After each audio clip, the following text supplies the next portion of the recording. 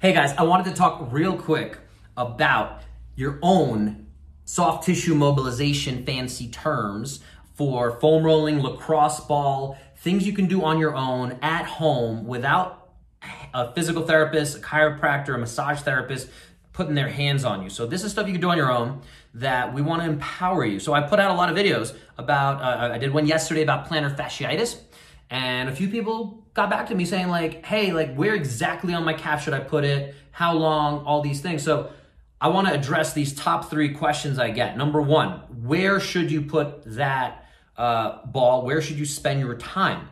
If I have shoulder pain or plantar fasciitis pain in my heel, kick. I gotta get more flexible, stretch out. If I can have pain there, I want to scan, and my best advice to you is I have shoulder pain, and scan where do I have those tight spots, right? And then wherever you feel that, that's where you probably want to go. The ones that are going to have that highest rating of discomfort, of pain, right? And we always want to be careful talking about pain, and numbness is definitely something that if we're pressing on there, numbness, tingling, anything like that happens, that's my quick disclaimer. And another reason we don't say, do a 10 out of 10 for 90 seconds, because if you start doing it in 30 seconds in and you're pressing really hard and you have numbness and tingling and you're just waiting for that 90 seconds to be done, that might actually be doing more harm than good. So this is where you're gonna have to have a conversation and ideally see somebody in person where we can assess you. We can give you this, yeah, you definitely gotta do that. And we're gonna give you that, okay, try this. How does that feel? Here's a sense of how you do this on your own. So as much as the videos, the disclaimer is this is for general information purposes only. This is not meant to diagnose or treat, right? Those are the disclaimers. I stand by that stuff. I should probably have that in every video, but it takes up a lot of time.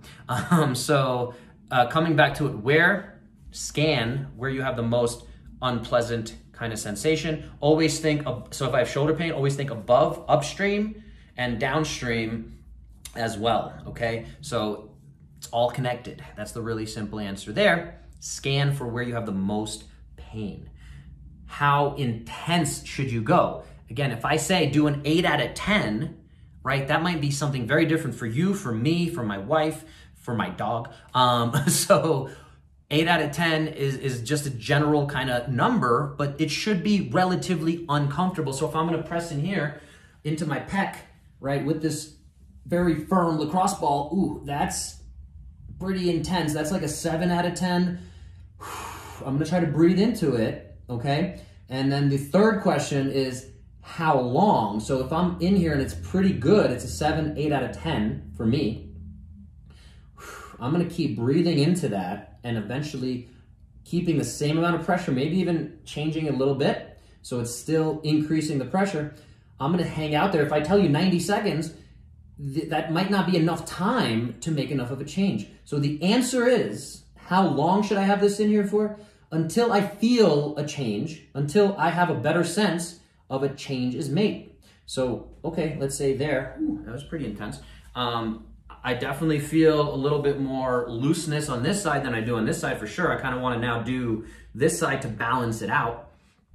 If I came back to that question or that concept, I could pre-test and say, okay, before I do it, I'm only getting to here. And then when I spend 60 seconds there or 2 minutes and I feel a few breaths and I feel like that pain went from an 8 out of 10 and I was applying pretty much the same pressure, now it's maybe down to a 5 out of 10, right, of discomfort. I'm never gonna say that discomfort is gonna completely go away, but if I feel that decrease in intensity as I'm continuing the same pressure and I learn to breathe through it, that's when my brain is actually making a change, theoretically, and that's when I should be able to retest and, oh, snikes, I got up higher. So pre-test, post-test, very important.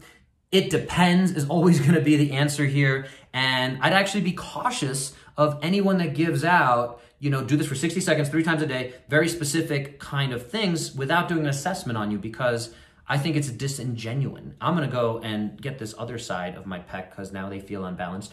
Hopefully this was helpful. Scan for where, how long should you do it? Long enough to make a change. And the more you do, usually the better. So you're accumulating positive points on healthy tissue. And then how hard should you do it? Again, intense enough, and that's one of the common mistakes I see, is people just kind of, oh, I'm rolling my foot, right? No, you need to press and have enough pressure that it's going to make a change. So there are soft ways you can make change, but you really need to be very careful. And again, have someone in person who knows what this is, who understands these long-term concepts and can help you with that. Hopefully that wasn't too many different things. I apologize for being long-winded, but it's a complicated topic. So again, let me know if you have other questions, follow-ups, and yeah, have a great day. Get 1% better today.